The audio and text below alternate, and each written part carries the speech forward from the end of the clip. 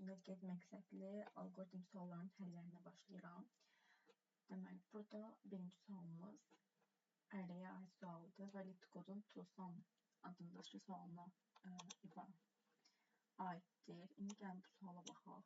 Deməli, sualda bizdə istəyir ki, bizə bir ərəy verilib və bu ərəydə bir target verilib və deyir ki, buradakı ərəylərdən hansının cəmi, əgər bu targeti verirsə, onun bir indekslərini qaytarmalıyıq.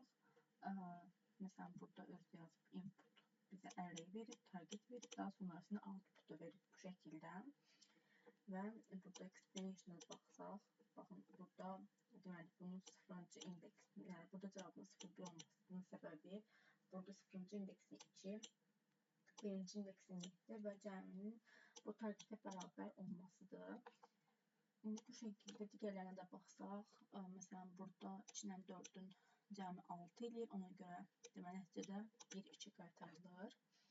Burada, məsələn, gəlib baxsaq topics hissəsinə, ümumiyyətlə, həmişə alqoritm suallar həll edəndə topicsə baxmaq məsləhət görülür. Burada array və hash table görürük və biz burada arraydən əslində əlavə olmalıydı, amma to pointer'dan da istifadə edəcəyik biz. İndi məsələn, burada gəlin yazalım. For döngüsü açacağıq. Bu birinci, məsələn, buradan başlayacağıq 2-ni, 7-ni, 11-i, 15-i iterasiya eləyəcəyik. Daha sonra bu 2-dən sonraki artıq ərəy üçün bir iterasiya eləyəcəyik. Məsələn, bu birinci iterasiyada olanda, belə deyək də, ikinci for döngüsü vasitəsilə biz 2-dən sonrakiləri iterasiya eləyəcəyik və baxacağıq içinin hansı buradakı ədədlərlə toplayanda deməli bizim targetimiz olacaq. Int i bərabərdir 0, x eşitdir bu ərəyin uzunluğu və bunun içərisində yenidən bir for döngüsü açırıq. Artıq bu cəyə bərabərdir i plus 1 yazacağıq. Çünki, məsələn, mən buradayamsa əgər, deməli, bundan sonrakilərlə yoxlamaq istəyirəm.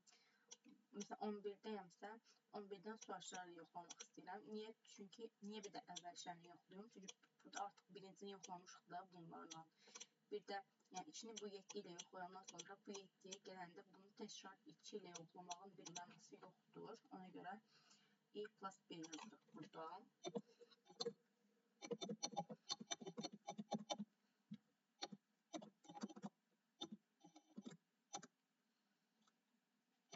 Burada if şərtimizi yazırıq.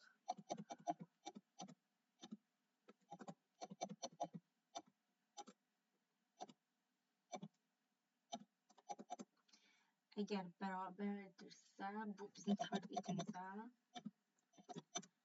deməli, nəyə return edirik? Baxın, burada bunların bunun indekslər nələrdir? I ilə J ilə düzdürmü? Bundan i bizə, məsələn, burada 0-cı indeksi qaytarır, 1-ci indeksi qaytarır və s. Yəni, burada, məsələn, baxın, indeksi istəyirsəm, ədədlərin özünü istəsəydi, nams i, nams J yazacaqdır, amma onu istəmir və burada return new int dəyəri i və J.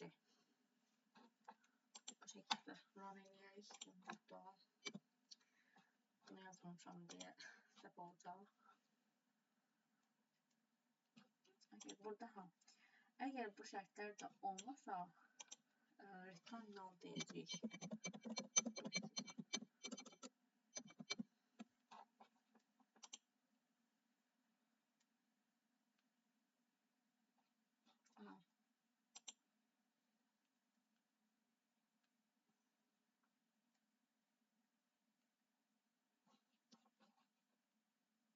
Bu qədər idi.